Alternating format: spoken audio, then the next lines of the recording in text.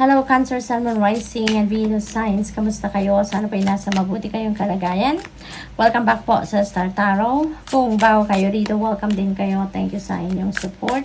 I truly appreciate it. God bless you all. Cancer, una mensahe ninyo, Page of Wands. Ayan. So, with Cancer, there are inspiration, there are news, there are mga invitation, or siguro mga chika, no, na maaaring dumating sa inyo dito. But yung mga chika na to, this will excite you, no? This will definitely excite you kasi yung mga balitang ito is related to opportunities na maghahatid sa inyo din ng opening sa trabaho, baka related sa karera ninyo, and link kasi ito sa inyong creativity, no? Maaaring sa mga opportunity na to lalabas na yung inyong passion, dito ninyo mailalabas na yung inyong mga talents, no? Yung ganun, kaya may excite kayo sa balitang parating.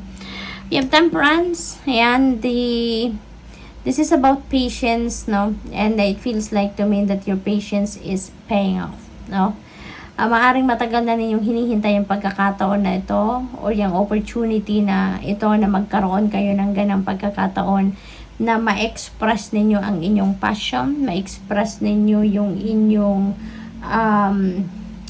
interests talaga, no? At ngayon, eto na, your patience is paying off, no? Sa tagal lang panahon na hinintay ninyo na magkaroon ng ganitong pagkakataon, and here you go, no? Talagang divine timing comes in the exact time talaga na dapat mangyari ang mga bagay. It's never late, it's never early, no? So maybe this is really the perfect timing for this. What else? We have Judgment, and there is an important tawag dito, decision that you are going to make at this time. Okay? Merong mga desisyon na kailangan ninyong solusyonan sa ngayon or gawin sa ngayon because maybe it's long overdue na, no? So if this message resonates with you, alam mo kung anong bagay ito na kailangan mong pagdesisyonan. Maybe it's related to this, no? Energy. We have Hermit. Ayan, this is a Virgo energy. So maybe you have a Virgo placement sa iyong chart, or maybe you are dealing with a Virgo, no? Kaya iniimbitahan din kayo dito na magmuni-muni, magnilay-nilay, me time. That's what you need right now. Siguro para din siguro kayo na makapag-isip-isip ng mabuti, para matulungan kayong makapag-desisyon ng maayos, no? Since meron tayong Judgment energy. Maaari din ng iba sa inyo dito pagod, no? Kaya kailangan ninyo din magpahinga. Maybe that is also one reason why you're being invited to spend time by yourself. What else? We have High Priestess. Ayan. So, most likely, Cancer, no? With this Hermit energy as well, sinamahan ni High Priestess. So, most likely, kailangan ninyo ng alone time so that makapag-isip-isip kayo, you can go deep within you, at mapakinggan din ninyo ang guidance sa inyo ng universe. Okay? Kasi maaaring kailangan ninyo ng guidance sa ngayon with this decision making na kailangan ninyong gawin. Kaya magdasal kayo, continue to pray, kasi maaaring nahihirapan kayong pagdesisyonan ng bagay na to. So pray and ask for enlightenment and guidance. Okay? What else? We have the Devil energy in reverse.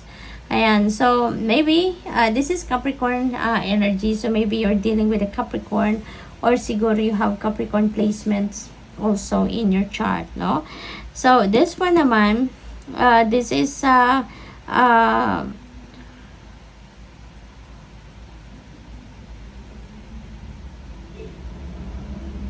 regaining control. So this is really good, Cancer, kasi siguro in the past, you know, maybe you're being held back by something, you're being controlled by something.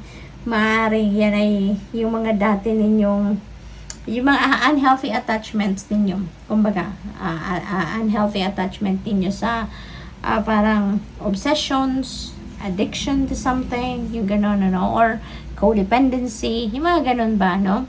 Yung sobrang attachment naman sa something, kaya maaaring ngayon, na-realize yun na it's about time na to release that, or release yourself from that unhealthy attachment. So, maybe, may mga ganong ganap ang iba sa inyo dito. That's why you are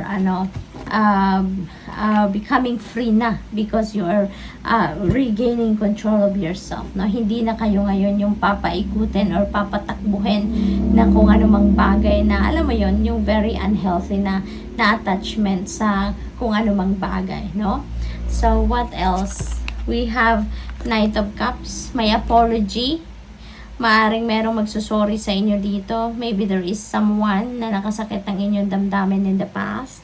Or siguro kagalit ninyo at maaring ngayon magkabati na kayo dahil itong taong ito is going to step into milya-milya, kumbaga, no? Maglalakas ng loob para mag-sorry sa inyo, mag-apologize sa inyo. For some of you, this could be also an offer of love, no? Baka merong manliligaw sa inyo dito, or baka merong magpo-propose, no? Kung may jowa na kayo.